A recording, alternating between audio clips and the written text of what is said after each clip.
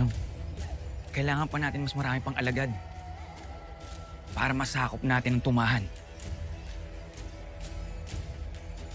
Hindi ko makakalimutan yung ginawa nila sa akin. Lalo na yung baliw na Ivan na yun. Ginamit ako parang hayop. Sinabong ako sa kapwa ko at ubaw. Nung kala nila patay na ako, tinapon na ako sa ilog. Pero salamat, niligtas niyo ako. Susunod ako sa inyo.